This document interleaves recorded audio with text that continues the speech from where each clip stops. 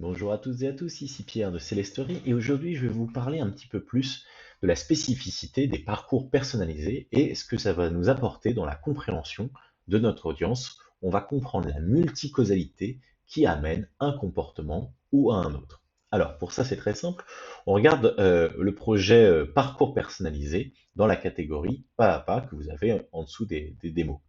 On va cliquer dessus et qu'est-ce qu'on va voir? On va voir un projet justement d'un outil qui va mettre l'utilisateur en face de choix et donc en face de questions.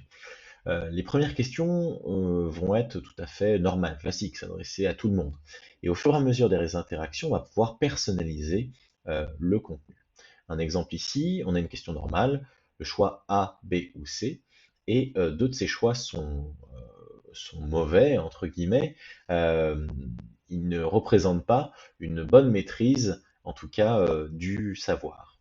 Eh bien, on va pouvoir rediriger ces personnes vers un autre chemin un peu plus facile, adapté à leurs besoins.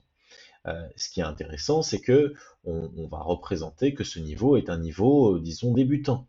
Et à l'inverse, plus on répond bien, euh, plus on va démontrer une maîtrise, en fait, de plus en plus grande de cette expertise. On va atteindre le rang expert. Donc ce qui est intéressant, c'est effectivement de voir qu'il y a quatre niveaux, mais ça on pourrait l'avoir à travers des simples scores. Mais ce qui est encore plus intéressant, c'est de comprendre quels sont les différents parcours qui ont amené à ces niveaux. Et là, on peut le voir, par exemple, pour la maîtrise expert, il n'y avait qu'un seul chemin possible, à savoir avoir bon, bon, bon, bon. Trois bons, en l'occurrence, plutôt. Euh, pour être connaisseur, en fait, il y a combien de chemins? Eh bien, il y a six parcours différents. On peut avoir bon de deux façons à chaque fois, donc ça multiplie les parcours. Six parcours différents, c'est très intéressant, et ça va nous faire comprendre finalement qui en est arrivé là et comment, et s'adapter à chacun.